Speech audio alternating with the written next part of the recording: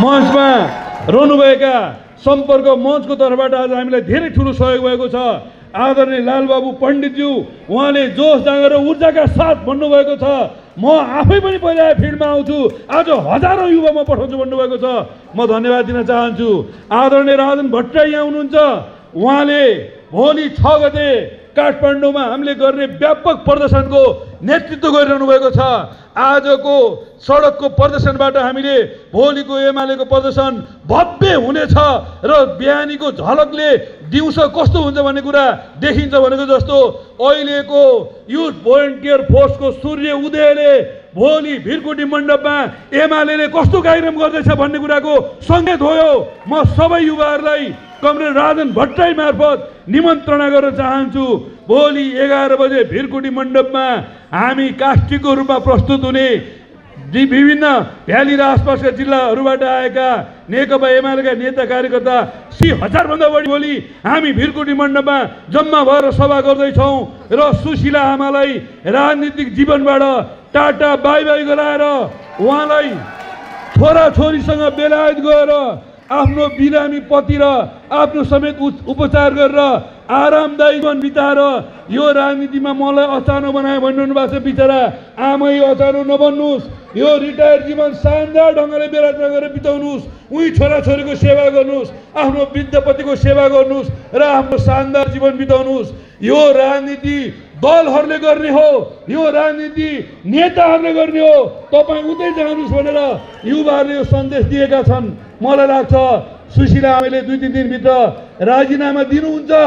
यदि उहाँले राजीनामा दिनु भएन भने म सुशीला आमा मार्फत लुसिफरहरूलाई समेत, म सुशीला आमा मार्फत दलालहरूलाई समेत के भन्न चाहन्छु भने एमालेले बनाएको यो नेसनल युथ भोलिन्टियर फोर्स यसले लोकतन्त्रको सम्वर्धन गर्नेछ।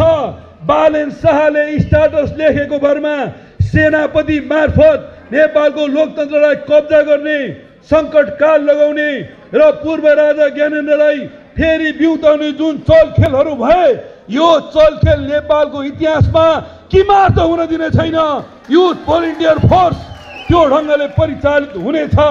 त्यसै गरी संसद विघटन गरेर हाम्रो लोकतान्त्रिक पद्धतिमाथि हमला गरेर प्रधान न्यायाधीश भइसकेकी आमैलाई जेनजीको भावनाभन्दा विपरीत ढङ्गले 73 वर्षकी आमा बिचरा खुट्टा खोच्याउँदै हिँड्नुहुन्छ। अब ती आमाबाट देश चल्दैन। अब संसद पुनर्स्थापना गर्नुपर्छ भन्ने आदरणीय अध्यक्ष केपी ओलीज्यूको भावनालाई समर्थन गर्दै लोकतन्त्र, संसद पुनर्स्थापना, विधिको शासन र सुशासनलाई ठिक ट्र्याकमा ल्याउनको निमित्त नेसनल भोलिन्टियर फोर्सले काम गर्नेछ। यो कमिटमेन्ट आज म तपाईँहरूको सामु दोहोऱ्याउन चाहन्छु।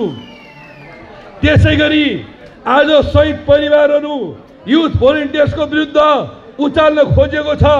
हिजो गृह मन्त्रालयमा एमालेको एउटा बागमती प्रदेशको टिम जाँदा सुदुन गुरुङ र गृहमन्त्री सँगै बसेका थिए। आज उनीहरूको प्लानमा माइतीघर मण्डलमा शहीद परिवारलाई उचाल्ने काम गरियो।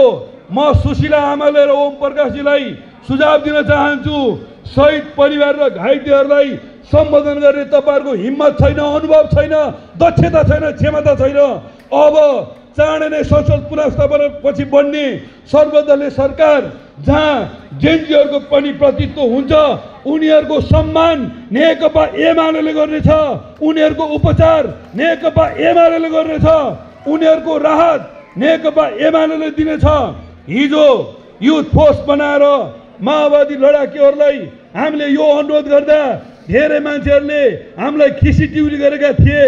पछि केपी ओली प्रधानमन्त्री भएपछि पुष्टि गर्नुभयो, सम्पूर्ण जनसेनाहरू, सम्पूर्ण लडाकुहरू प्रचण्डले हामीलाई धोका दिए, गद्दारी गरे। हामी लडाकु जनसेना, घाइते, अपाङ्ग र शहीद परिवारलाई नेकपा एमालेले सम्मान गर्यो। केपी ओली जिन्दाबाद, एमाले जिन्दाबाद भनेर धेरै माओवादीका साथीहरूले भन्नुपर्ने स्थिति आयो। आज शहीद र घाइते परिवारले भोलि सुशीला आमा र ओम प्रकाशको राजीनामा माग्ने प्रक्रिया सुरु भइसकेको छ। भोलि उहाँहरूले भन्नुहुनेछ केपी ओली प्रति नबुझेर विदेशी दलालहरूले उचालेर लुसिफरहरूले मेनिपुलेसन गरेर हामीलाई उचाले। वास्तवमा यो देशको राष्ट्रवादी पार्टी, विकास प्रेमी पार्टी नेकपा एमाले रहेछ। राष्ट्रवादी नेता केपी ओली हुनुहुँदो रहेछ। त्यही भएर एमाले जिन्दाबाद, केपी ओली जिन्दाबाद भनेर शहीद लिएर घाइते परिवारले भन्नेछन्। यो दिन आउनेछ, यो कुरा म तपाईहरुलाई राख्न चाहन्छु। तेस्रो कुरा, हाम्रो सिंहदरबार जल्यो, सर्वोच्च अदालत जल्यो, सदन जल्यो, अख्तियार जल्यो, अदालतका जहाँ जहाँ फौजदारी फाइलहरू थिए ती सबै जले।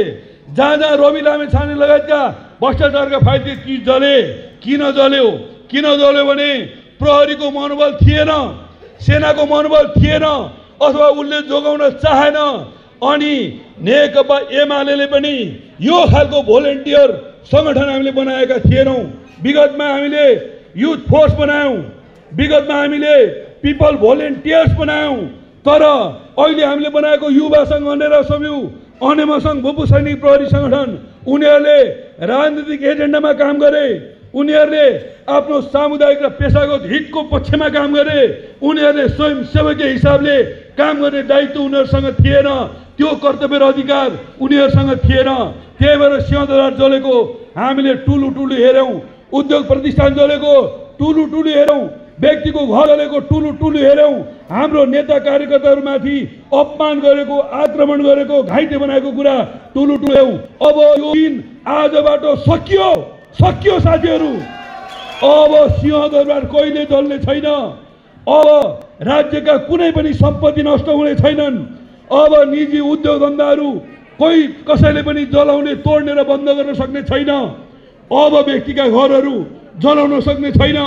अब एमालेको नीति, एमालेको नेता कार्यकर्ता समर्थक शुभचिन्तक र आम जनतालाई चोर डाका लुटेर आगजनी गर्ने अपराधीहरूले तर खोजे भने हामी तिनीहरूलाई ठाउँका ठाउँ प्रतिरोध गर्नेछौँ, ठाउँका ठाउँ ठिक पार्नेछौँ।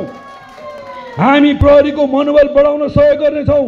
500 जलेका प्रहरीका पुनर्निर्माणको अभियान सुरु गरिसकेका छौँ। हामीले त्यसलाई तीव्र गतिले बनाउनेछौँ। हामी पार्टी कार्यालय, नेताका घरहरू, उद्योग प्रतिष्ठानहरू बनाउने कुरामा सहयोग गर्छौँ। म राज्य पहाडी र क्षितिज थेमेलाई धन्यवाद दिन्छु। केपी शर्मा ओलीजीको पुर्खौली घर थुममा गएर 3 दिन अगाडि पुनर्निर्माण भयो। युवा संघले गर्नेछ, युथ भोलिन्टियर फोर्सले गर्नेछ, अनेरा सोभियो गर्नेछ, अनेरा संघले गर्छ। संयुक्त ढङ्गले पुनर्निर्माणको अभियान चलाउनेछ। पुलिसको मनोबल बढाउन भूमिका खेल्नेछौँ। 14,000 कैदीहरू बालेन सडकमा नआएको कारणले रविलाई सडकमा ल्याएर प्रधानमन्त्री बनाउनु पर्छ भन्ने टङ्क दाहाल, राजीव खत्री, निश्चल बस्नेत, यी सेलबेटका व्यक्तिहरूले 300 भन्दा बढी व्यक्तिहरू सदनमा जलेछन् भन्ने स्टन्टबाजी गर्न भ्याए। कति 30 किलो सुनको मेयरको घरमा भेटेको भने स्टन्टबाजी गर्न भ्याए। यिनका स्टन्टबाजीले र रवि र त्यसका पार्टीका व्यक्तिहरूका कारणले 14,000 कैदीहरू भागे। 1200 हजारहरू अहिले पनि बाहिर छ। 1 लाख पुलिसहरू अहिले पनि बाहिर छ। प्रहरीको ड्रेस छुटेको छ।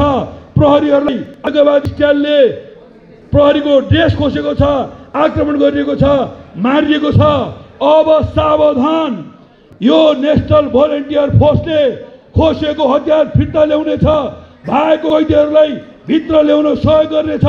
रवि लामेछाने र बालेन शाहलाई सम्झाउनेछ, लुसिफर र दलाल नबन, कैदी नभगाऊ, हतियार नलुट। बारबार फाउन्डेसन र हामी नेपाली जस्ताका पैसा लिएर टिबेटन शरणार्थी र विदेशीको दलाल बनेर नेपाललाई निल्ने तिमीहरू दलालहरूको दिन अब सकियो, सकियो। अब नेसनल भोलिन्टियर फोर्सले यी खालका शक्तिहरूको पहिचान गर्नेछ र जनताको बिचमा यिनीहरूलाई नङ्ग्याउनेछ। यसले नेकपा एमालेको महाधिवेशन, अधिवेशन, सभा समारोहको व्यवस्थापन गर्नेछ। त्यो व्यवस्थापन गरिरहँदा त्यहाँ भित्रको आन्तरिक जनवादलाई यसले निष्पक्ष ढङ्गले, त्यो सुचारू ढङ्गले अभ्यास हुन दिनेछ।